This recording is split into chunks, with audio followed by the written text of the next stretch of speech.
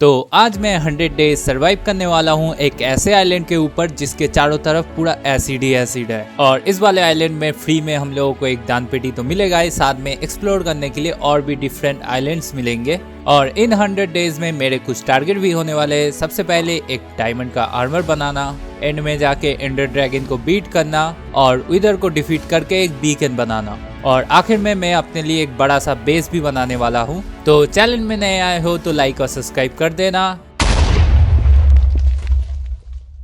तो डे 1 को मैं इस आइलैंड में स्पॉन हो जाता हूँ और लिटरली मेरे आसपास पूरा एसिड से भरा हुआ था। I am under the water. और साथ में मेरे को इस आइलैंड में एक पिगी भाई साहब भी मिला है। और इस आइलैंड के चेस्ट से मेरे को काफ़ी अच्छा लूट मिला है, लावा बकेट, वाटर बकेट, सारा सब कुछ है। लेकिन फिलहाल के लिए मैं इस पेड़ को तोड़ देता और इस लकड़ी से एक क्राफ्टिंग टेबल बना के थोड़े से नेसेसरी टूल बना लेता।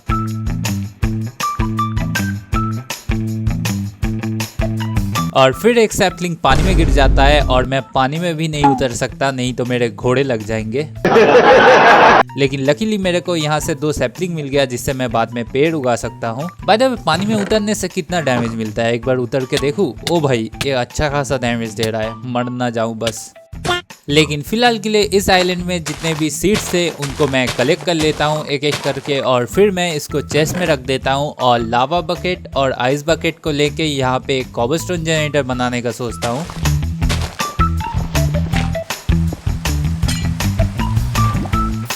तो मेरा ये कॉबलस्टोन जनरेटर बन के रेडी हो चुका है और फिर मैं यहाँ से थोड़ी देर तक कॉबलस्टोन कलेक्ट करता हूँ।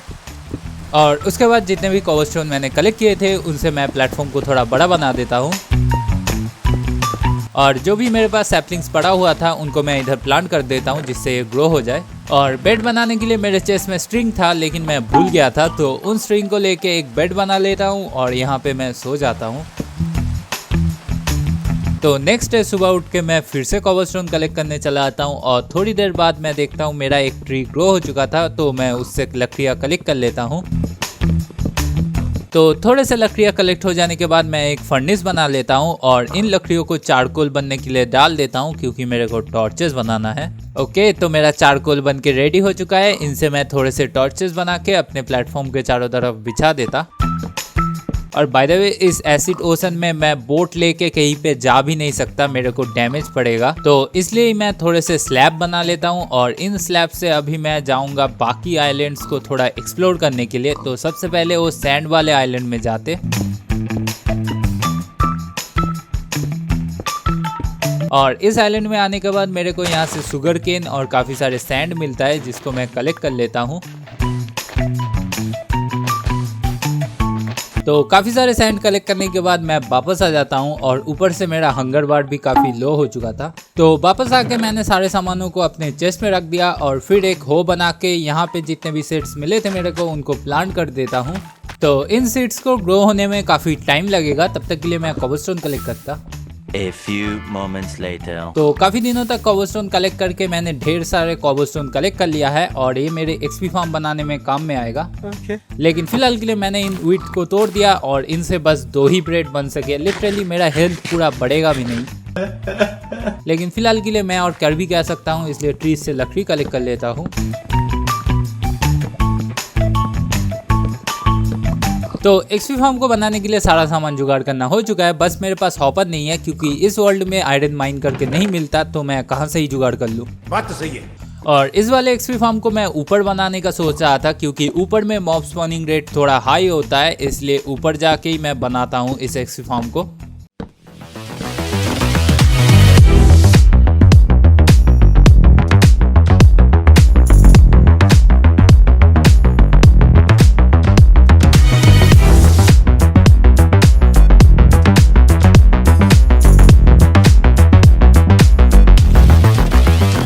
तो मेरा एक्सपी फार्म बन के रेडी हो चुका है और पता नहीं इस एक्सपी फार्म के नीचे इतने सारे कोरल फिश क्यों स्पॉन हो रहे हैं। शायद बेडरॉक के बिल्कुल ही सामने है, इसलिए शायद।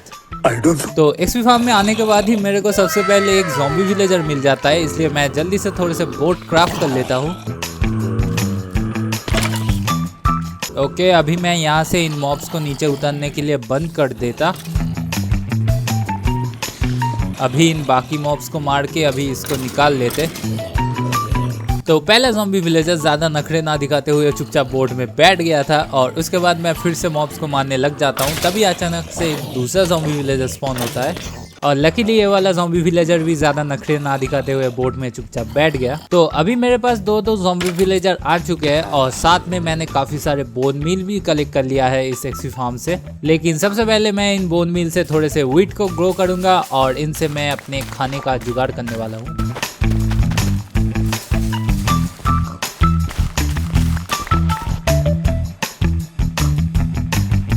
तो काफ़ी सारे ब्रेड तो बन चुके हैं, लेकिन अभी मैं जाने वाला हूँ नेदर में, क्योंकि उन दोनों ज़ॉम्बी विलेजर को तो ठीक भी करना है, नहीं तो मैं डायमंड का आर्मर और बाकी सारे चीज़ें ट्रेड कहाँ से करूँगा।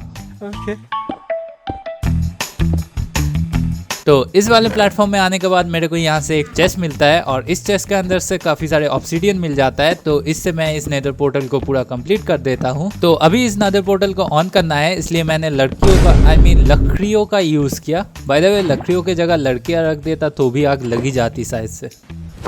Emotional damn it. ओके, तो मेरा नेदर पोर्टल ऑन हो चुका है। अभी सीधा चलते नेदर में। और नेदर में आने के बाद मैं लिटरली कंफ्यूज हो गया था, मेरे को स्पॉन कहाँ कर दिया इन लोगों ने। लिटरली इतना घटिया पोजीशन में कौन स्पॉन कराता है। लेकिन जैसे तैसे यहाँ से निकलने का रास्ता मिल जाता है और बाहर आने के बाद ही मेरे को काफ़ी सारे गोल्ड नगेट मिल जाता है। तो मैं इनको कलेक्ट कर लेता हूँ।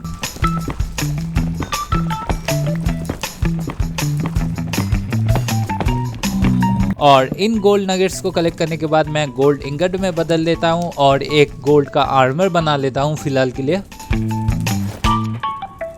और थोड़ा आगे जाने के बाद मेरे को काफ़ी सारे ग्रेवल मिल गए और तुम लोगों को पता ही है ग्रेवल से हम डट को डबल कर सकते हैं, इसलिए मैंने काफ़ी सारे ग्रेवल को कलेक्ट कर लिया। और बाय द वे मैं और थोड़ी देर के लिए गोल्ड नगेट्स की माइनिंग करता हूँ और काफ़ी सारे गोल्ड नगेट्स कलेक्ट हो जाने के बाद मैं इनको इंगट में बदल लेता हूँ और पूरा अपना आर्मर कंप्लीट कर लेता हूँ। अभी फ़िलहाल के लिए मेरे पास कम से कम एक गोल्ड का आर्मर तो है, नहीं तो नेदर में बिना आर्मर के सरवाइव करना बहुत ज़्यादा डिफिकल्ट है। और बाकी के एक्स्ट्रा गोल्ड से मैं इस पिगलिन के साथ ट्रेड कर लेता हूँ और ये मेरे को लेदर दे देता है, जो बाद में मेरे बहुत ज़्यादा काम में आने वाला है। और उसके बाद मैं नेदर फोर्ट्रेस ढूंढने के लिए निकल जाता हूँ और थोड़ा आगे जाने के बाद ही मेरे को ये नेदर फोर्ट्रेस मिल जाता है और इसके सामने ही काफ़ी सारे मशरूम भी पड़े हुए थे, तो इनको भी मैं कलेक्ट कर लेता हूँ। और इस नेदर फोर्ट्रेस में आने के बाद ही मेरे को काफ़ी सारे ब्लेजेस मिल गए, तो इनसे मैं काफ़ी सारे ब्लेज शॉट कलेक्ट कर लेता हूँ। और आखिर में जाके मेरे को एक विदर स्केलेटन हेड भी मिल जाता है इस विदर को मार के। तो सारा सामान कलेक्ट हो जाने के बाद मैं नेदर फोर्ट्रेस से वापस आ जाता हूँ और अपने घर की ओर निकल जाता हूँ। तो घर वापस आने के बाद मैंने सबसे पहले बाकी सामानों को चेस्ट में रख दिया और उसके बाद एक ब्रूइंग स्टैंड बना लेता हूँ।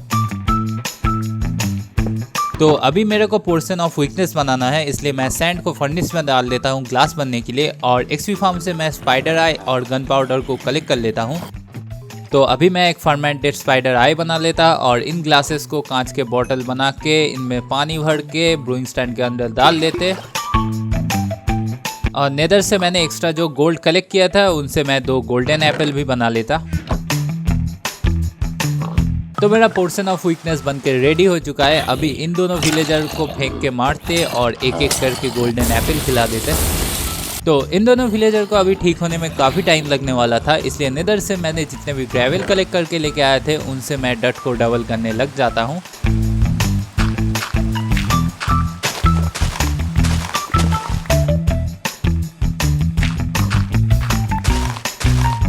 और बाय द वे मैं एक्सपी फार्म से एक्सपी भी कलेक्ट कर रहा था और साथ में बोन मिल भी। तभी एक ज़ॉम्बी को मार के मेरे को पोटैटो मिल जाता है और फाइनली अभी भुना हुआ पोटैटो खाने के लिए मिलेगा। और साथ में ये दोनों विलेजर भी पूरा ठीक हो चुका है, तो इनको अभी मैं नीचे ले जाने का सोच रहा हूँ। लेकिन उससे पहले मैं यहाँ पे प्लेटफॉर्म को थोड़ा बड़ा बना देता, क्योंकि पानी में अगर बोट को गिराऊंगा तो ये डैमेज पड़ के ही मर जाएगा, क्योंकि ये एसिड ओनली वर्ल्ड है। ओके। तो अभी मेरे को परफेक्टली कैलकुलेशन करके इस विलेजर को नीचे लेके जाना पड़ेगा, गलती से मैं पानी में ना गिर जाऊँ। और लकीली पहले अटेम्प्ट में मैं पानी में नहीं गिरा, सेफली इस पहले वाले विलेजर को लेके आ जाता हूँ। और जिन लोगों को अभी भी डाउट है पानी में बोट गिराने से सच में डैमेज पड़ता है कि नहीं, उन लोगों को मैं दिखा देता। देख रहे हो, ऐसे ही डैमेज पड़ने वाला है, इसलिए मैंने विलेजर को नहीं उतारा। क्या बात है। तो अभी मैं इस दूसरे विलेजर को भी नीचे लेके चल जाता। तो दोनों विलेजर को लेके आना हो चुका है और साथ में पिगी भाई साहब भी बोट में बैठ गया। अम्मा बहन पे आ जाऊंगा मैं इनकी। तो अभी मैं सोच रहा हूँ इन दोनों विलेजर के लिए एक ब्रीडिंग हाउस बना दूं, लेकिन मटेरियल के नाम में मेरे पास बस स्टोन और प्रूस लकड़ी आई है, तो इनसे ही कुछ बनाना पड़ेगा मेरे को। लेकिन उससे पहले पेट में खाना जाना भी जरूरी है, नहीं तो दिमाग नहीं काम करता। इसलिए जो पोटैटो मेरे को मिला था उसको मैं बोन मिल करके थोड़ा फार्म कर लेता हूँ। तो अभी मैं इस पोटैटो को कुक होने के लिए रख देता और कुछ दिनों के लिए मैं स्टोन कलेक्ट करता हूँ। A few inches later. तो इस घर को बनाने के लिए काफी सारे मटेरियल कलेक्ट कर लिया है। अभी इस घर को इधर बनाना शुरू करते।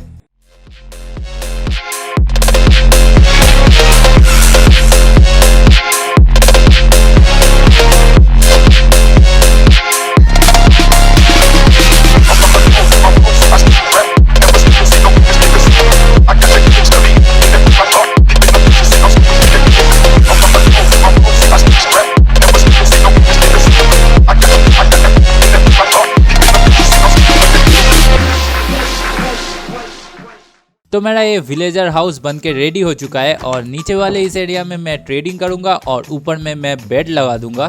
तो एक्सपी फार्म से मैंने काफ़ी सारे स्पाइडर स्ट्रिंग कलेक्ट किए थे, उनसे ही मैं काफ़ी सारे बेड क्राफ्ट कर लेता और इन बेड्स को मैं यहाँ पे लगा देता। फिलहाल के लिए 4 ही बेड है, लेकिन बाद में मैं और भी बेड लगा दूंगा और उसके बाद इन विलेजर को उनके नए घर में शिफ्ट करा देता हूँ। और सेकंड वाले विलेजर को ले जाने के टाइम गलती से इसके ऊपर पानी लग जाता है। तो दोनों विलेजर को ले आने के बाद मैं थोड़े से कैरेट के फार्मिंग कर लेता हूँ, क्योंकि इनको ब्रीडिंग भी करना था। और जैसे ही मैं वापस आता हूँ देखता हूँ इधर स्लाइम स्पॉन हो गए थे। शायद मैं बेडरॉक के काफ़ी ज़्यादा क्लोज था, इसलिए इधर स्लाइम स्पॉन हो रहे थे। और जितने भी कैरेट मैंने फार्म किया था उनको इन दोनों विलेजर को खिला देता और ऑलरेडी ये दोनों ब्रीडिंग करना भी शुरू कर दिया है। क्या बात है, नोटी हो रहा। तो अभी भी मेरे पास थोड़े से एक्स्ट्रा डर्ट पड़ा हुआ था, इसलिए मैं सोच रहा था मेरा ये जो मेन आइलैंड है इसको थोड़ा बड़ा बना दूं राउंड शेप का, तो देखने में अच्छा लगेगा। तो अभी बनाते इसको।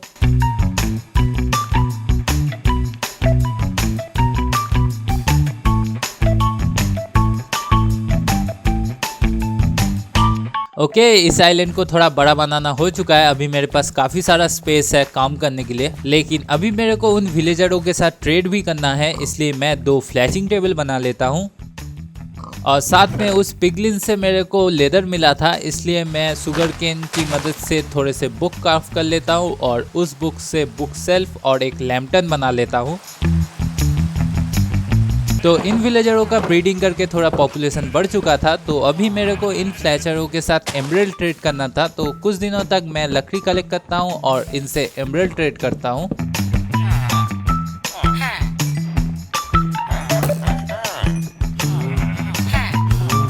और कुछ दिनों तक ट्रेड करने के बाद 2 चीज हुआ, काफी सारे एनिमल स्पॉन हुए थे और ये भाई साहब स्पॉन हुआ था, भूपेंद्र जोगी। तो सबसे पहले मैंने इसके लामा को ठिकाने लगा दिया और ये मेरे को प्रूस सैपलिंग दे रहा था और साथ में मैंग्रोव ट्री भी दे रहा था। तो मैं इससे 2-2 करके खरीद लेता हूँ।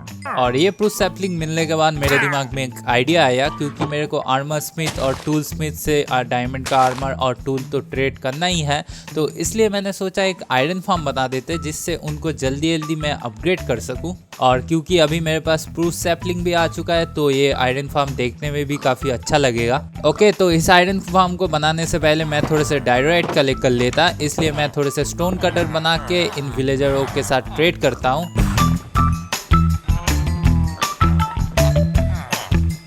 ओके, अभी ये लोग डायराइट ट्रेड कर रहे हैं, तो इनसे ले लेते। और एक चीज़ जो मेरे को चाहिए वो मेरे को नेदर में ही मिल सकता है, वो है ये ब्लैक स्टोन। तो इसको भी मैं थोड़ा सा कलेक्ट कर लेता।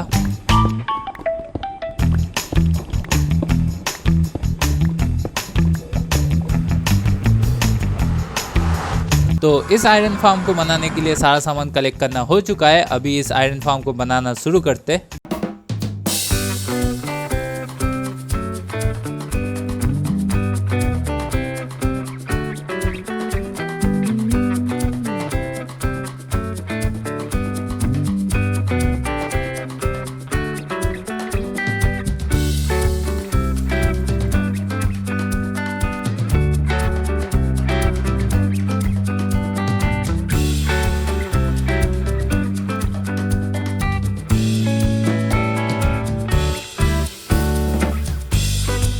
तो मेरा आयरन फार्म बनके रेडी हो चुका था और उसके बाद मेरे को इस आयरन फार्म में एक ज़ॉम्बी को भी डालना था, तो इसलिए मैं इस लाइब्रेरियन को पूरा अपग्रेड करके एक नेम टैग ले लेता हूँ इससे।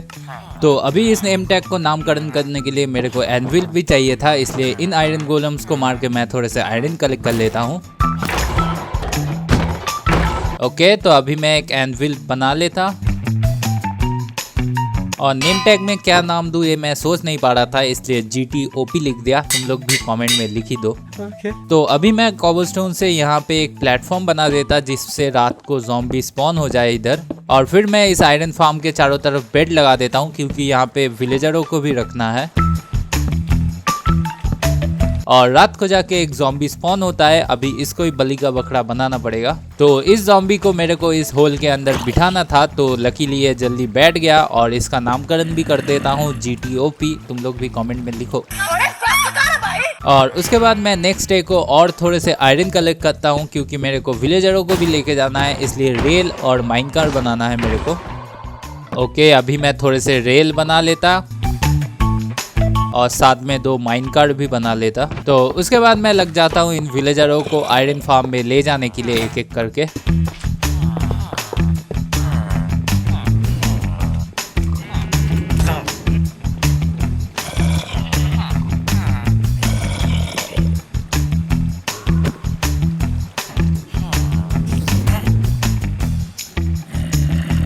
तो सारे विलेजरों को ला के रखना हो चुका है और मेरा आयरन फार्म भी काम करना शुरू कर दिया है। बस मैं इस स्टोन को हटा देता। ओके, अभी ये सही से जल रहा है और ऊपर में तुम लोग देख सकते हो ज़ॉम्बी को डालने की वजह से विलेजर्स ज़्यादा डर रहे हैं, इससे आयरन गोलम ज़्यादा स्पॉन होगा। और उसके बाद मैं आयरन फार्म को ऐसे ही छोड़ देता हूँ और मैं ग्राइंडर और ब्लास्ट फर्नेस क्राफ्ट कर लेता हूँ क्योंकि अभी मेरे को अपना डायमंड का आर्मर जो बनाना है। तो अभी मैं इन विलेजरों को टूल स्मिथ, आर्मर स्मिथ और वेपन स्मिथ का जॉब दे देता हूँ और थोड़ा अपडेट करने के बाद जैसे ये आयरन के बदले ट्रेड करेंगे तब मैं आयरन फार्म से आयरन लेके ट्रेड कर लूंगा। तो अभी मेरे को इनको एमरल्ड के बदले थोड़ा थोड़ा करके अपग्रेड कर देना है और काफ़ी एमरल्ड है मेरे पास, तो इनको अपग्रेड कर देते। ओके, तो इनको थोड़ा थोड़ा करके अपग्रेड करना हो चुका है। अभी ये लोग आयरन के बदले ट्रेड करना शुरू कर दिया है और फिर मेरे को इस आयरन फार्म से काफ़ी अच्छा खासा आयरन मिल जाता है, तो इनको लेके चलते और इनसे ही ट्रेड करेंगे अभी। तो अभी मैं इन विलेजरों को इन आयरन से पूरा मैक्स अपग्रेड करने वाला हूँ।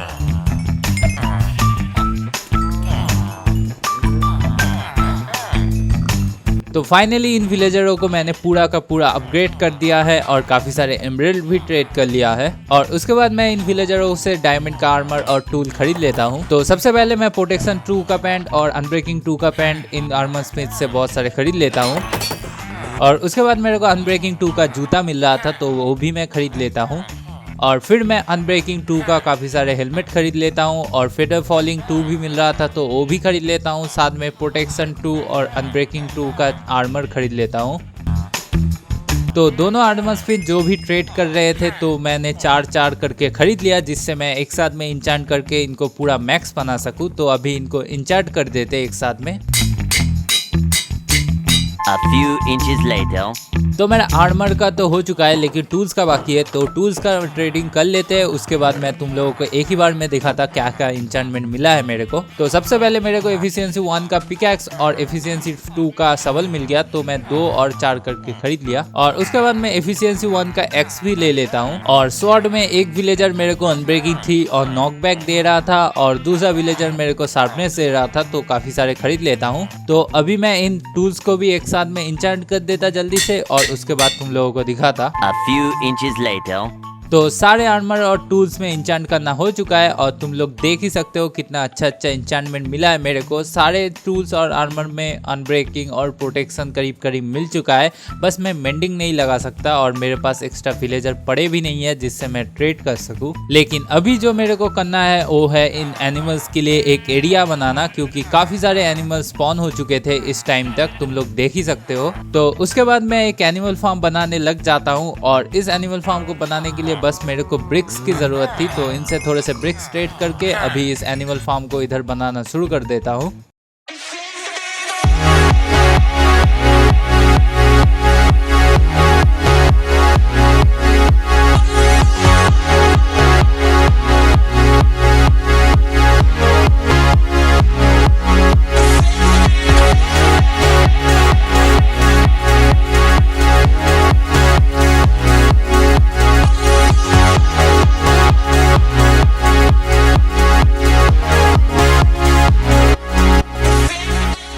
तो मेरा एनिमल फार्म बनके रेडी हो चुका है और सारे एनिमल्स को मैंने इधर रख भी दिया है, जैसा कि तुम लोग देख सकते हो।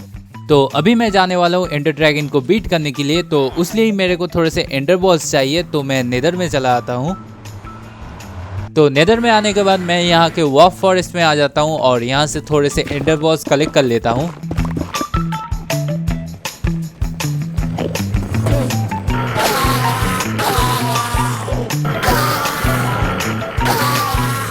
तो काफ़ी सारे एंडरमैन्स को मार के मेरे पास 13 एंडर बॉल्स आ जाता है और उसके बाद मैं चला आता हूँ उस वाले नेदर फोर्ट्रेस में। तो इस वाले नेदर फोर्ट्रेस में आने के बाद मैं फिर से थोड़े से ब्लेजेस को मार के ब्लेज रॉड कलेक्ट कर लेता हूँ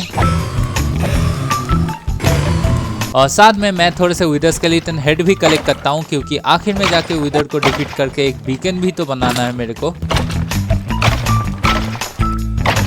तो 2 विदर स्केलेटन कलेक्ट हो जाने के बाद मैं वापस आ ही रहा था, तभी अचानक से ये दोनों विदर मेरे ऊपर हमला कर देता है और लिटरली यहाँ पे मैं मरते मरते बचता हूँ। और ये कांड होने के बाद मेरा दिल बाहर आ चुका था, इसलिए मैं जल्दी जल्दी घर वापस आ जाता हूँ। तो घर वापस आने के बाद मैंने एंडर आई को आई ऑफ एंडर में बदल दिया और उसके बाद मैं चला आता हूँ उस एंड पोर्टल की ओर। और इस एंड पोर्टल के क्लोज आने के बाद देखता हूँ यहाँ पे 2 सलकर थे, पता नहीं ये दोनों यहाँ पे क्या कर रहे थे। तो इन दोनों को मैं पेल देता हूँ। तो अभी मैं इस एंड पोर्टल को ऑन कर देता, तो हम लोगों का एंड पोर्टल ऑन हो चुका है। तो अभी चलते हैं एंडर ड्रैगन को मारने के लिए। और एंड पोर्टल में आने के बाद ग्लिच होके मैं ऑब्सिडियन के अंदर ही घुस जाता हूँ। क्या ग्लिच है पता नहीं ये, लेकिन फिलहाल के लिए अभी इस एंडर ड्रैगन को पेलते और सबसे पहले इसके क्रिस्टल को तोड़ देते।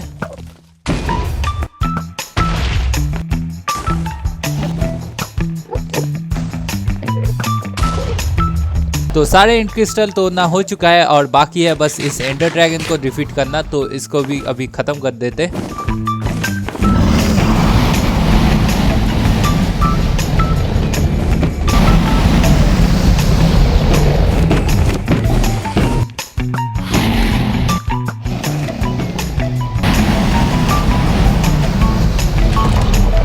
तो इसी के साथ एंडर ड्रैगन को बीट करके एंड वर्ल्ड को फ्री करना हो चुका है और उसके बाद मैं एक्सपी कलेक्ट कर लेता हूँ और साथ में ये एंडर एग को भी कलेक्ट कर लेता हूँ। और इस चैलेंज में मैं इलाइट्रा लेने नहीं जाऊंगा, तो एंडरमैन के आंखों में आंखें डाल के घर वापस आ जाते। तो घर वापस आने के बाद अभी मेरे को अपने लिए भी एक घर बनाना ज़रूरी है, नहीं तो इन सारे सामानों को मैं रखूँगा कहाँ। तो इसलिए अभी मैं इस वाले एरिया में अपने लिए एक घर बना लेता।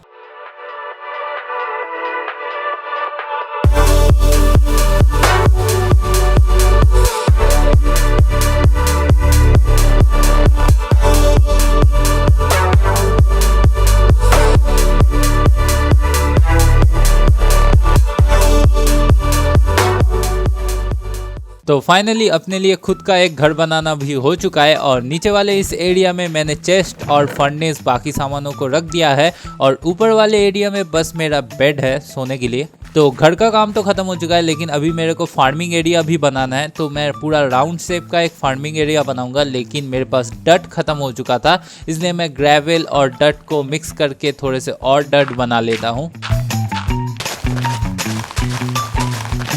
तो उसके बाद मेरे पास मोर देन एनफ डट हो चुका था फार्मिंग एरिया बनाने के लिए। तो मैं फार्मिंग एरिया बनाना शुरू कर देता हूँ।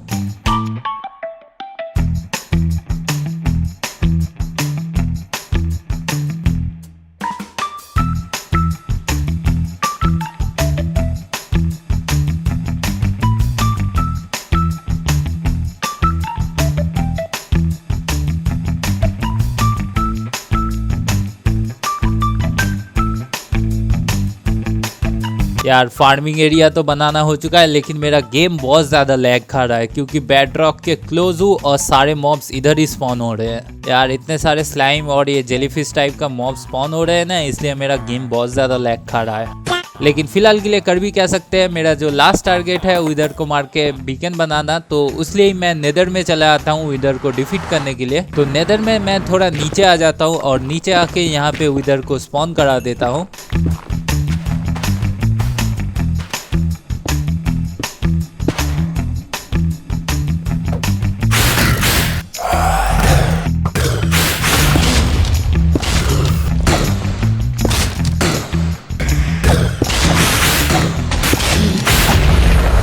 तो बहुत देर तक फाइट करने के बाद ये विदर आखिरकार डिफीट हो जाता है और नेदरराइट स्टार लेके मैं घर वापस आ जाता हूँ।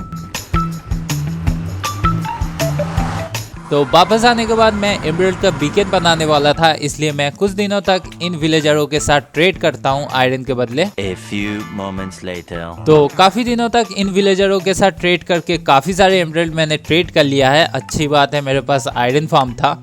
और उसके बाद मैंने एक बीकन बना लिया और इस बीकन को रखने के लिए बेस के बीच में एक प्लेटफॉर्म बना देता हूँ।